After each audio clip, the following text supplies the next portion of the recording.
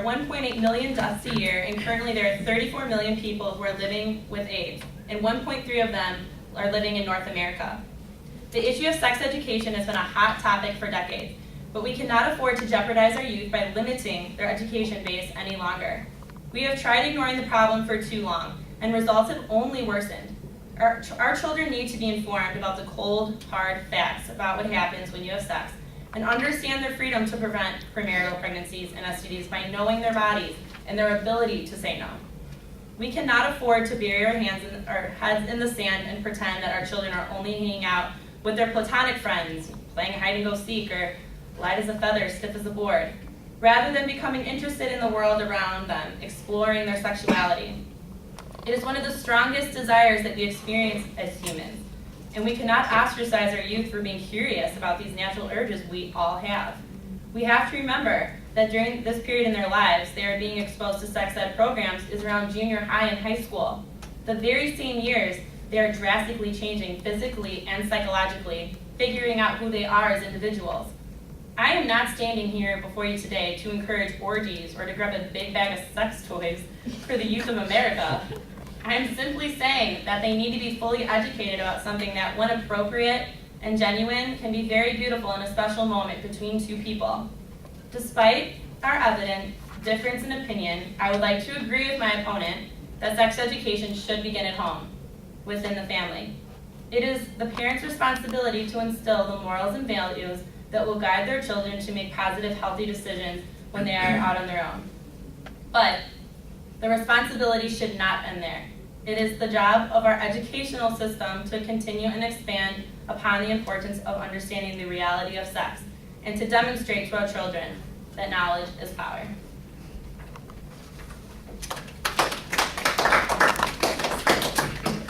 At this time, we would like to open up the floor to any comments, criticisms, questions that you guys have at this time. Yeah, go ahead. If you're saying that you don't want the state to impose its values on the kids, so if you promote the abstinence-only education, how would you ensure that you're not imposing the unwanted children on the state?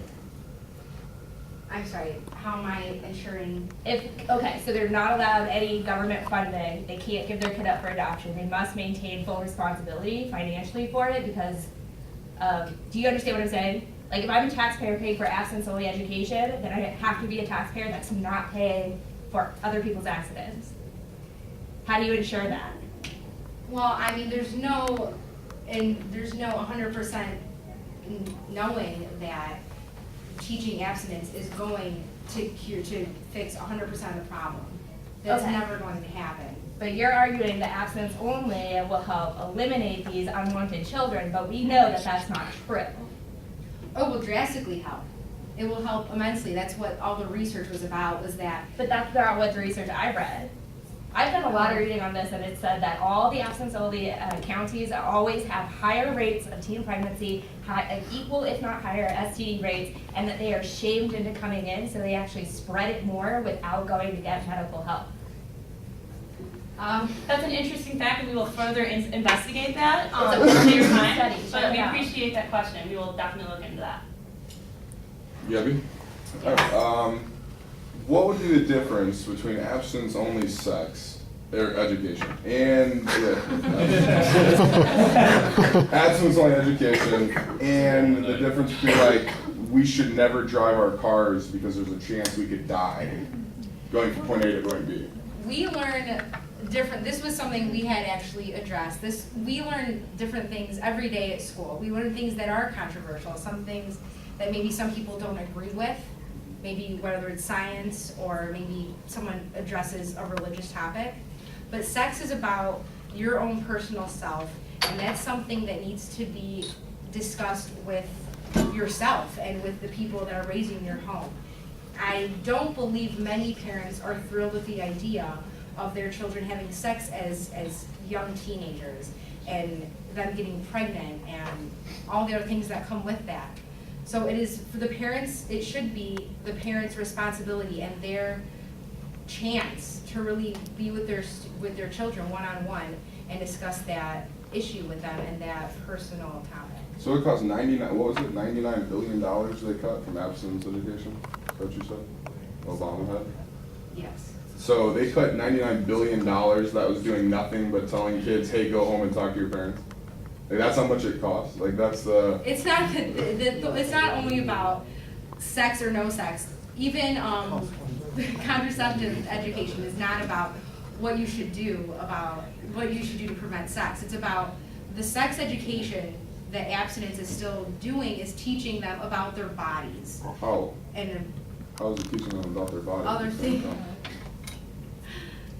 But they still address other things. It's not just when you're in like I know. health class, stuff like that. You're not just learning about vaginal intercourse. You're learning about other things as well. Okay.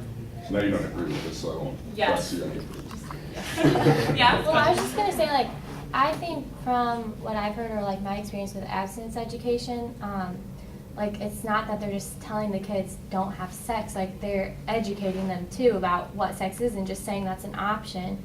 And both ways, it's not just saying go talk to your parents, don't have sex. Yeah, the abstinence only education is pushing is that sex is serious and sex does come with consequences and that you should wait. And For what?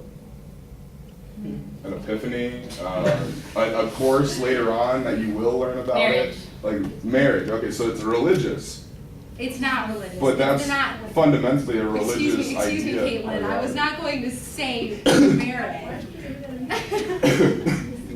That's what abstinence only program is. It's about waiting until later, it's just pushing it later. So just prolonging the problem so future generations have to deal with it. Marriage. What if I never get married? Religion. And you can never have sex, I'm really sorry for you. Nobody wants to die a virgin. I'm gonna make a documentary, The 65-Year-Old Virgin. Yes. I had a question about that study that you said about the birth rates are inclining, or getting higher, or They're whatever. increasing? Yeah.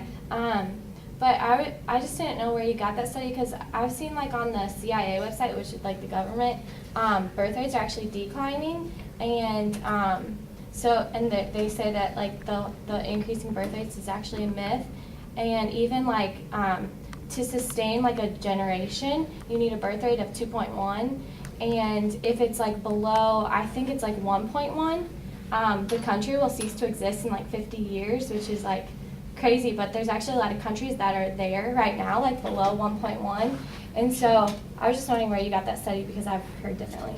Okay, well, as you know, there's different information all over, and different sources are providing different information. Now, the information that we have both collected, it comes from an array of sources, and the study that I looked at was looking at programs, like a specific program. We weren't maybe looking at an overall general statistic that is describing, U.S. increases in birth rate. Where we were looking at as abstinence only, for the research that I have gathered, saying that if as we've implemented abstinence only programs within the state, for certain states, then birth rates have increased. And this lack of knowledge that comprehensive sex education can provide is what we believe is the best way to overcome this.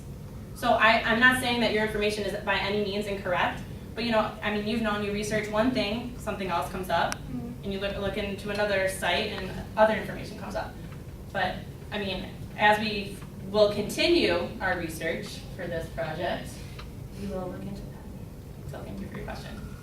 That is actually all the time we have for today for questions.